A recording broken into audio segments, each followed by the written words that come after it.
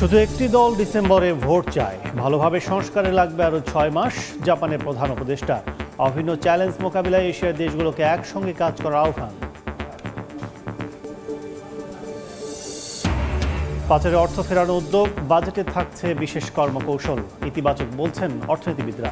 সরকারি ভাবনা বাস্তবায়নে বরাদ্দ রাখার পরামর্শ। শুল্ক বিভাগের কলম বিরতিতে চট্টগ্রাম বন্দরে কন্টেনার জট। ইয়ার্ডে আটকে আছে 40,000। বার্থিং জটিলতায় অপেক্ষায় 17টি জাহাজ। দুর্ভোগে ব্যবসায়ীরা। বাজুস নেতাকে গ্রেফতারের প্রতিবাদে সারা দেশে অনির্দিষ্টকালের জন্য বন্ধ জুয়েলারি প্রতিষ্ঠান। উদ্বেগ প্রকাশ করে মামলা প্রত্যাহার ও মুক্তির দাবি। এবং ট্রাম্প প্রশাসনের দায়িত্ব থেকে আকস্মিক সরে দাঁড়ানোর ঘোষণা ইলন মাস্কের। অভিবাসন বিলের সমালোচনার একদিন পরে নিলেন সিদ্ধান্ত, নিশ্চিত করেছে হোয়াইট হাউস।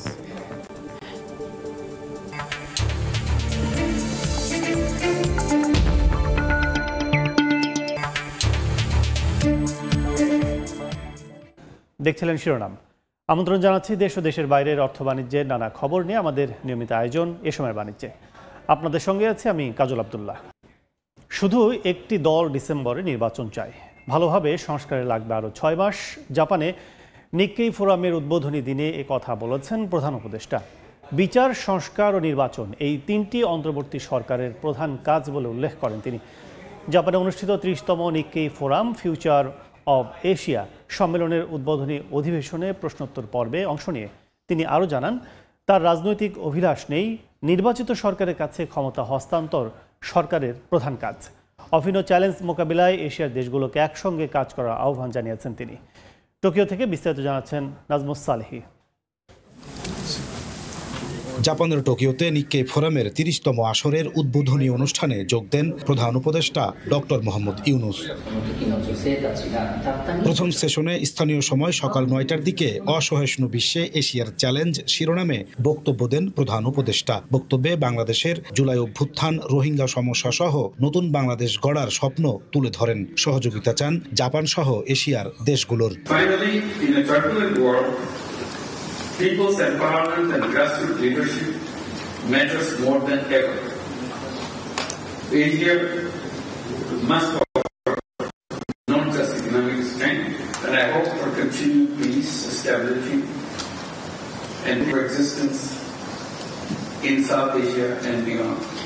লিখিত বক্তব্য শেষে একই মঞ্চে প্রশ্ন উত্তর পর্বে বাংলাদেশ বিষয়ে খোলামেলা কথা বলেন ডক্টর ইউনুস। বলেন, বিচার, সংস্কার ও নির্বাচন অন্তর্বর্তী সরকারের প্রধান কাজ। এ সময় প্রধান উপদেষ্টা বলেন, সবাই নয়, একটি মাত্র রাজনৈতিক দলই ডিসেম্বরে নির্বাচন দাবি করছে। ডিসেম্বরে নির্বাচন হলে সংস্কারে তাড়াহুড়ো হবে, আর ভালোভাবে সংস্কার করতে হলে অতিরিক্ত 6 মাস দরকার হবে।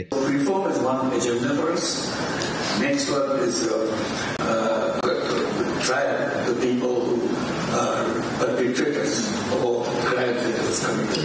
So we have a international tribunal to try the whole criminals. So this is number 2. Number 3 is election, finally the election. So we have been explaining to people the election will be held between end of this year in December or maximum of June. একটি অবাধ নিরপেক্ষ নির্বাচন আয়োজনে অন্তর্বর্তী সরকার প্রতিশ্রুতিবদ্ধ জানিয়ে প্রধান উপদেষ্টা বলেন, নির্বাচনের প্রস্তুতি নিচ্ছেন তারা। এশিয়ার সমস্যা সম্ভাবনা নিক্কেই ফোরামের আলোচ্য বিষয় হলেও ডক্টর মোহাম্মদ ইউনুসের সেশনটি হয়ে ওঠে বাংলাদেশময়। এখানে তিনি জানিয়েছেন, বিচার, সংস্কার এবং নির্বাচন এই তিনটি অন্তর্বর্তী সরকারের প্রধান কাজ। ডক্টর মোহাম্মদ ইউনুস এখানেও তার প্রতিশ্রুতির পুনর্ব্যক্ত করে জানিয়েছেন, চলতি বছর ডিসেম্বর অথবা আগামী বছর জুনের মধ্যেই নির্বাচন করতে তার সরকার প্রতিশ্রুতিবদ্ধ। একই সঙ্গে নিক্কেই ফোরামে জাপান সরকারের কাছে বাংলাদেশের অর্থনৈতিক পুনর্গঠনে সহযোগিতা চেয়েছেন তিনি। নাজমুস সালেহি, সময় সংবাদ, টোকিও, জাপান। আসছে বাজেটে পাচার করা অর্থ ফেরাতে বিশেষ কর্মকৌশল জানাতে চান অর্থ উপদেষ্টা। বন্ধ করতে চান অর্থ পাচারের পথ। একে ইতিবাচক হিসেবে দেখছেন অর্থনীতিবিদরা। এই উদ্যোগ বাস্তবায়নে বাজেটে বিশেষ বরাদ্দ রাখার পরামর্শ তাদের। কামরুল হাসান সবুজের রিপোর্ট। চেষ্টা করবো, টাকা যদি আমি উদ্ধার করে দিতাম, আমার তো IMF-ই লাগতো না, ওয়ার্ল্ড ব্যাংকে লাগতো না। 2.3 বিলিয়ন 1.8 হতো একজনের কাছে তো 1 লক্ষ কোটি টাকা 2 লক্ষ কোটি টাকা আছে। 2009 থেকে 2023 হাসিনা সরকারের এই 15 বছরের শাসনামলে বাংলাদেশ থেকে 234 বিলিয়ন বা 23,400 কোটি ডলার পাচার হয়েছে। গেল ডিসেম্বরে এমন তথ্য জানায় অর্থনীতির শ্বেতপত্র প্রণয়ন কমিটি, যা ফেরাতে কাজ করছে বাংলাদেশ ব্যাংক, অর্থ মন্ত্রণালয় সহ সরকারের বিভিন্ন সংস্থা। এবার এই পাচার করা টাকা দেশে ফেরাতে আসছে 2025-26 অর্থ বছরের বাজেটে বিশেষ গুরুত্ব দিতে চান অর্থ উপদেষ্টা। বন্ধ করতে চান অর্থ পাচারের পথও। ঠাকুরের প্রথম হলো যে ব্যাংকিং সেক্টর বা ট্রেড সেক্টরে ওভার আন্ডার ইনভেস্টমেন্টটা করতে দেবো না। সেকেন্ড হলো একবার যদি করেন এই যে এদের অ্যাকাউন্ট ফ্রিজ হবে, এই হবে। এখন তো দেখতে পাচ্ছেন যাদের অ্যাকাউন্ট ফ্রিজ তখন কান্নাকাটি করতেছে না লোকজন। বিজনেস অ্যাকাউন্ট ফ্রিজ করে নিয়ে কিন্তু পার্সোনাল অ্যাকাউন্টে অনেকে অ্যাটলিস্ট ওরা ভাবে যে আগের মতো একেবারে আরাম করে বেড়াবো, সেটা হবে না। সরকারের এমন ভাবনাকে স্বাগত জানিয়ে এই উদ্যোগ বাস্তবায়নে বাজেটে প্রয়োজনীয় বরাদ্দ রাখার পরামর্শ দিচ্ছেন অর্থনীতিবিদরা। শেষের বিচারে ওগুলোকে আইনি লড়াইয়ে যেতে হবে এবং তারপরে ওইটাকে লিকুইডেট করে সেই টাকা দেশে ফেরত আনা। সো এইগুলোর জন্য যে ধরনের ফরেন্সিক ইনভেস্টিগেশন দরকার, যারা নাকি এইসব অ্যাসেট রিকভারি কোম্পানি আছে তাদের জন্য অর্থায়ন বাজেটে রাখলে ভালো হবে। অর্থ পাচারের সঙ্গে জড়িতদের শাস্তি নিশ্চিতেও বিশেষ পদক্ষেপ নেওয়ার তাগিদ আর্থিক খাত সংশ্লিষ্টদের। কামরুল হাসান সবুজ, সময় সংবাদ, ঢাকা। বাংলাদেশের এই পুরো টাকা বাংলাদেশ জুয়েলার্স অ্যাসোসিয়েশন বাজুসের সহসভাপতি রিপনুল হাসানকে গ্রেফতারের প্রতিবাদে আজ থেকে ঢাকা সহ সারা দেশের সব জুয়েলারি প্রতিষ্ঠান অনির্দিষ্টকালের জন্য বন্ধ রাখার ঘোষণা দিয়েছে। বিস্তারিত জানাতে রাজধানী বায়তুল মোকাররম আছেন সহকর্মী সাইফুল ইসলাম, সরাসরি যাচ্ছে তার কাছে।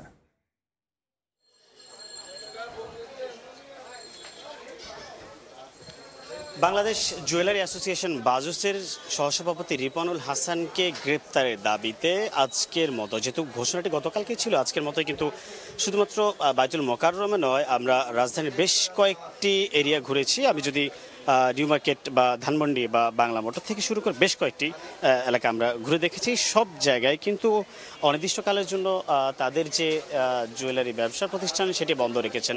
আমি যদি একটু পিছনের ইতিহাস বলি যে বা বিস্তারিত বলি, সেটি গতকালকেই বুধবার 28 মে রিপনুল হাসানকে তার তাঁতিবাজারে অবস্থিত ব্যবসা প্রতিষ্ঠান থেকে আইন শৃঙ্খলা বাহিনী গ্রেপ্তার করে। সেই গ্রেপ্তারের অসন্তোষে কিন্তু আসলে বাজুস জানিয়েছে গতকালকে ঠিক রাত 8টা থেকে 9টার মধ্যে জানিয়েছে যে অনির্দিষ্টকালের জন্যই এই জুয়েলারি যে প্রতিষ্ঠানগুলি আছে সেগুলি বন্ধ থাকবে। তবে এখন আমরা এখানে যে প্রতিনিধি দেখতে পেয়েছি সেটি হচ্ছে যে বায়তুল মোকাররমের অবস্থান। এখানকার যে ব্যবসায়ীরা আছেন তারা দাঁড়িয়ে দোকান খোলার যে পরিস্থিতি সেটা দেখাচ্ছেন, কিন্তু আসলে তারা কি আদৌ দোকান খুলবেন কিনা সেই বিষয়টি নিয়ে কিন্তু এখনো অনিশ্চিত। কারণ তারা বলছেন যে তাদের যে দাবি, সেই দাবি যদি পূরণ না হয় তখনও পর্যন্ত কিন্তু তারা এই দোকান বা ব্যবসা প্রতিষ্ঠান বন্ধ রাখবেন। যদিও ইতিমধ্যে আসলে বাজুসের যে ভারপ্রাপ্ত সহসভাপতি গুলজার আহমেদ জানিয়েছেন যে এই যে এটি গ্রেপ্তার করা হয়েছে সেটি উদ্বেগজনক বা এটি সুপরিকল্পিত, যার কারণে ব্যবসায়ীদের মনে কিন্তু একটা উদ্বেগ প্রকাশ করছে। তো এরই মধ্যে থেকে আসলে অনির্দিষ্টকালের জন্য ব্যবসা প্রতিষ্ঠানগুলো বন্ধ রয়েছে। কখন নাগাদ খুলতে পারে সেটা কিন্তু এখনো পর্যন্ত আনুষ্ঠানিকভাবে না জানানোর আগ পর্যন্ত ব্যবসায়ীরা প্রতিষ্ঠান খুলছেন না। এই ছিল আমার কাছ থেকে রাজধানী বায়তুল মোকাররম থেকে জুয়েলারি অ্যাসোসিয়েশন বা জুয়েলারি সমিতির ব্যবসায়ীদের সর্বশেষ খবর। বাজুসের কর্মসূচির খবর জানতে এতক্ষণ সরাসরি ছিলাম বায়তুল মোকাররমে। এবার বন্দর বাণিজ্যের খবর।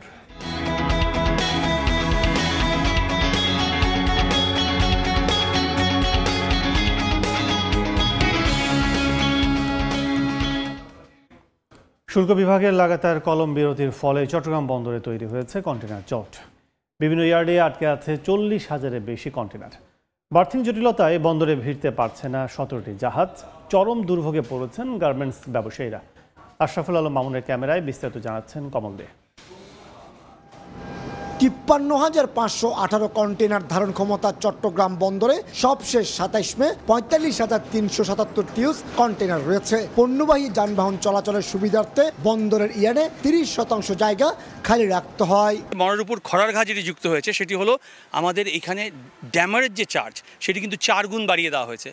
স্বাভাবিক সময়ে প্রতিদিন চট্টগ্রাম বন্দর থেকে গড়ে 1000-এর বেশি পণ্য বোঝাই কন্টেনার 19টি অফডকে ডেলিভারি হলো। এই সময় তা নেমে আসে মাত্র 400 থেকে 500-তে। কন্টেনারের ডেলিভারিটাও যেহেতু বন্ধ ছিল চট্টগ্রাম বন্দর থেকে, সুতরাং সর্বসাকুল্যে চট্টগ্রাম বন্দরের মধ্যে আমদানি পণ্যের একটা বিশাল জট তৈরি হয়েছে। বিজিএমই, বিকেএমই প্রত্যেকটা সেক্টরের ব্যবসায়ীরা করুণ পরিস্থিতি তাদের মধ্যে বিরাজমান।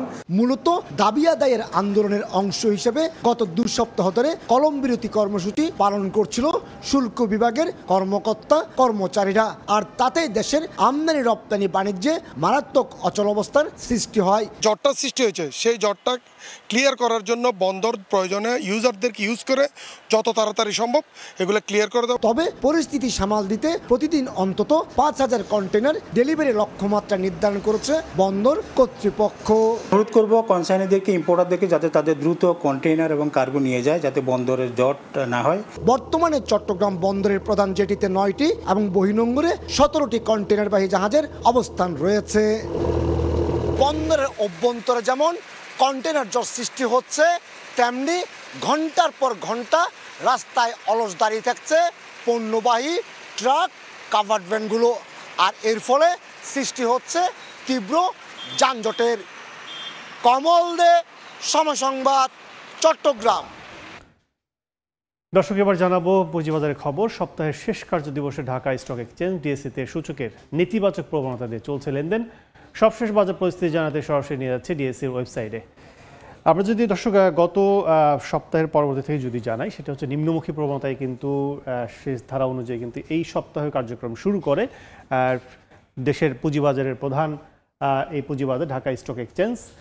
সেক্ষেত্রে গতকালও কিন্তু আমরা দেখেছি নিম্নমুখী প্রবণতায় সূচকের অধপতন দিয়ে কিন্তু শুরু হয় এবং প্রধান সূচক 62 এবং সরিয়া সূচক 16, ডিএসইর বিশেষায়িত সূচক 15, সব সূচক কিন্তু নিম্নমুখী অবস্থায়। আজকেও আমরা দেখছি সেটা হচ্ছে সকাল থেকে কিন্তু কার্যক্রম নিম্নমুখী অবস্থায় রয়েছে সবগুলো সূচক।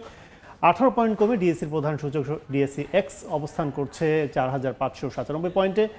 5 পয়েন্ট কমে ডিএসই সরিয়া সূচক অবস্থান করছে 1002 পয়েন্টে। এছাড়া 0 পয়েন্ট কমে অবস্থান করছে 1708 পয়েন্টে ডিএসইর বিশেষায়িত সূচক ডিএসই 13। এছাড়া লেনদেনের সংখ্যা সেই অনুপাতে কিন্তু এই সপ্তাহে কিন্তু কিছুটা বাড়লেও সেই তুলনাপাতে কিন্তু বলা চলে যে ডিএসইর সার্বজনীন যে অবস্থান সূচক সেটি কিন্তু অবস্থায় কিন্তু অনেকটা ধস পুঁজিবাজার বিনিয়োগকারীদের জন্য। সেক্ষেত্রে এখন পর্যন্ত আজকে লেনদেন হয়েছে 26,572টি শেয়ার, যার বাজার মূল্য দেখছি আমরা 60 কোটি টাকা। 150টি প্রতিষ্ঠানের শেয়ার দর ঊর্ধ্বমুখী, 110টি প্রতিষ্ঠানের শেয়ার দর নিম্নমুখী এবং অপরিবর্তিত রয়েছে 93টি প্রতিষ্ঠান। তো সব মিলে বলা চলে যে এই সপ্তাহের পুরোটাই কিন্তু নিম্নমুখী প্রবণতা হওয়ার কারণে পুঁজিবাজারে বিনিয়োগকারীদের অনেকটাই মনে অনাস্থা সৃষ্টি হচ্ছে। তো এই ছিল ডিএসইর সবশেষ।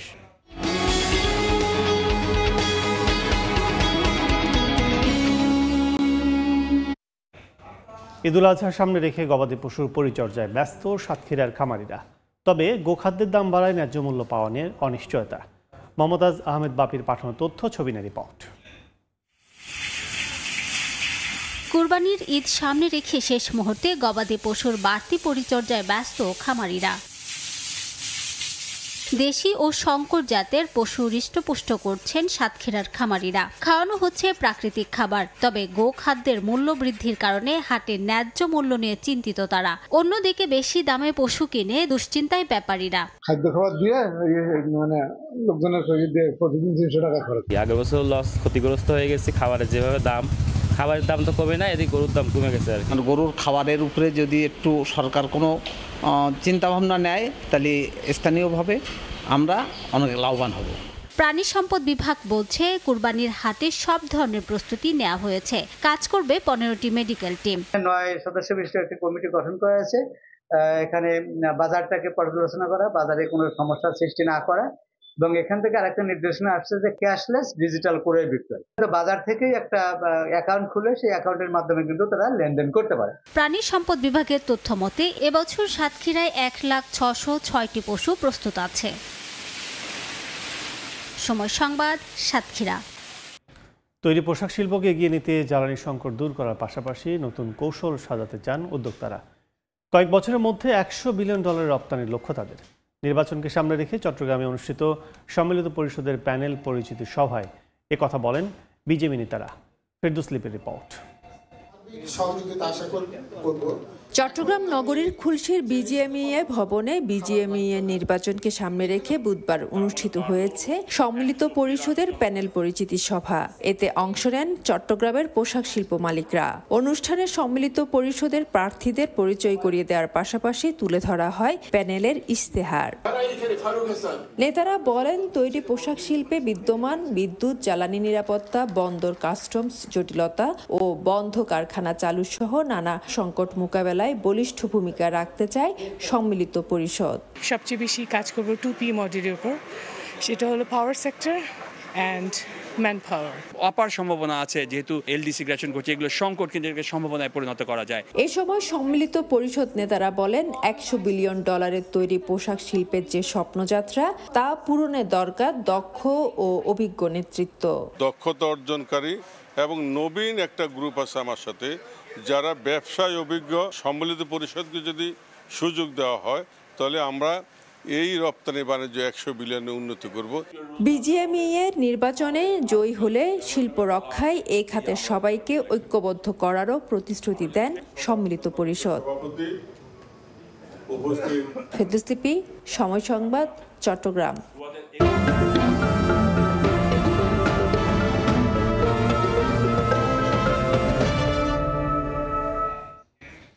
সাগরে নিম্নচাপের কারণে দেশের বিভিন্ন স্থানে বৃষ্টিপাত ও ঝোড়ো বাতাস বয়ে যাচ্ছে। বরিশালের অভ্যন্তরীণ নৌপথে লঞ্চ চলাচল বন্ধ রাখা হয়েছে। এই মুহূর্তে বরিশাল লঞ্চ টার্মিনালে আছেন অপূর্ব অপু, সরাসরি যাচ্ছে তার কাছে। বঙ্গোপসাগরে সৃষ্ট নিম্নচাপের প্রভাব বরিশালে দৃশ্যমান হয়েছে গতকালকে থেকেই মেঘলা আকাশ ছিল, বৃষ্টি হয়েছে, কখনো মুষলধারে কখনো ভারী বর্ষণ হচ্ছে। বরিশালে সকাল থেকে বরিশাল নদীবন্দর থেকে কোনো লঞ্চ চলাচল করছে না। বিআইডব্লিউটি এর এখানকার বন্দর কর্মকর্তা সেলিম রেজা জানিয়েছেন, পরবর্তী নির্দেশনা না দেওয়া পর্যন্ত বরিশাল থেকে অভ্যন্তরীণ সব রুটে লঞ্চ চলাচল বন্ধ হবে। ফলে এখানে অনেক যাত্রীরা এসে তারা নিরুপায় হয়ে চলে যাচ্ছেন।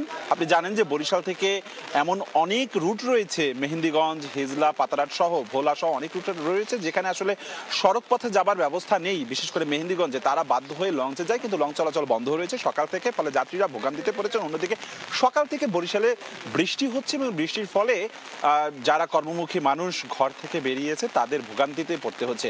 কিছুক্ষণ আগে পানি উন্নয়ন বোর্ডের এখানকার নির্বাহী কর্মকর্তার সাথে কথা হচ্ছে, তিনি জানিয়েছেন বিপদ সীমার উপর থেকে এই মুহূর্তে পানি প্রবাহিত না হলেও নদীতে কিন্তু পানি বেড়েছে। বিপদসীমার নিচে এই মুহূর্তে কীর্তনখোলা নদীতে বিপদসীমার নিচে 59 সেন্টিমিটার পানি প্রবাহিত হচ্ছে। তবে দুপুর 12টার পর বিপদসীমার উপরে পানি যেতে পারে বলে ধারণা করছেন এখানকার নদীবন্দরের কর্মকর্তাও। তো বরিশালে এই মুহূর্তে লঞ্চ চলাচল বন্ধ রয়েছে, বৈরী আবহাওয়া বিরাজমান। সবশেষ এতটুকুই খবর ছিল বরিশাল থেকে।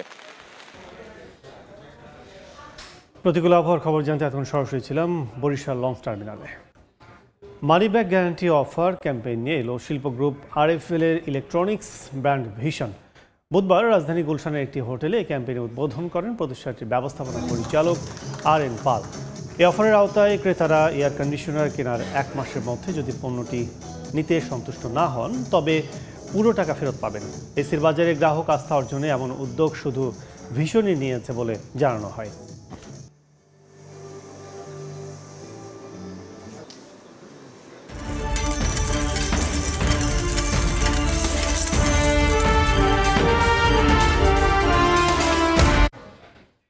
সপ্তাহের শেষ কার্যদিবসে দেশের বাজারে দিনের শুরুর লেনদেন কিছুটা কমেছে মার্কিন ডলারের বিনিময় হার। পাশাপাশি বুধবারের তুলনায় বৃহস্পতিবার কিছুটা কমেছে অন্যান্য প্রধান মুদ্রার বিনিময় হারও। বৈদেশিক মুদ্রার বিনিময় হার বাজারের উপর ছেড়ে দেওয়ায় দেশের মুদ্রা বাজারে বাড়তে শুরু করেছে মার্কিন ডলারের দাম। তবে বৃহস্পতিবার দিনের শুরুর লেনদেনে ডলারের দাম কিছুটা কমেছে। বাংলাদেশ ব্যাংকের তথ্য বলছে, আজ ডলারের সর্বোচ্চ দর উঠেছে 123 টাকা এবং সর্বনিম্ন দর 122 টাকা 80 পয়সা। বৃহস্পতিবার দিনের শুরুর লেনদেনে প্রায় সবকটি মুদ্রার বিনিময় হার আগের দিনের তুলনায় কমেছে। এর মধ্যে ইউরোর বিনিময় হার 138 টাকা 66 পয়সা, ব্রিটিশ পাউন্ড 165 টাকা 43 পয়সা, অস্ট্রেলীয় ডলার 78 টাকা 91 পয়সা, জাপানি ইয়েন 84 পয়সা, সিঙ্গাপুরি ডলার 95 টাকা 23 পয়সা এবং চীনা ইউয়ান 17 টাকা 7 পয়সা। তবে 1 টাকা 43 পয়সা অপরিবর্তিত আছে ভারতীয় রুপির বিনিময় হার। ইয়ানুর শিফাত, সময় সংবাদ, ঢাকা। মার্কিন প্রেসিডেন্ট ডোনাল্ড ট্রাম্পের প্রশাসন থেকে পদত্যাগ করেছেন টেসলা এবং স্পেস এক্সের প্রধান নির্বাহী ইলন মাস্ক। ফেডারেল ব্যয় কমাতে ট্রাম্পের তৈরি ডিপার্টমেন্ট অব গভর্নমেন্ট এফিসিয়েন্সি প্রকল্পের নেতৃত্বে ছিলেন তিনি। সামাজিক যোগাযোগ মাধ্যম এক্স এক পোস্টে মাস্ক জানিয়েছেন তার নির্ধারিত সময়সীমা শেষ হয়েছে এবং তিনি প্রশাসন ছাড়ছেন। পদত্যাগের আগের দিন ট্রাম্পের নতুন একটি বিলের সমালোচনা করেন মাস্ক, যেটিতে কর হ্রাস ও অভিবাসন কড়াকড়ির মতো উদ্যোগ একত্রিত করা হয়েছে। তিনি বিলটিকে অনেক ব্যয়বহুল বলে উল্লেখ করেন।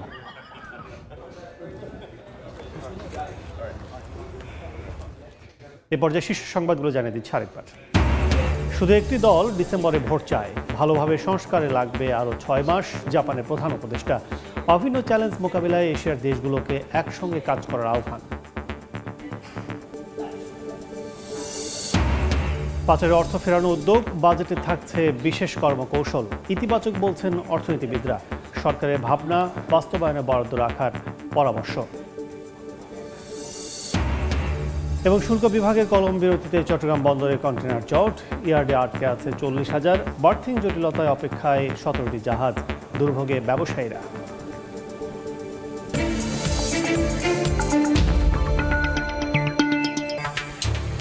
এই ছিল এই সময় বাণিজ্য।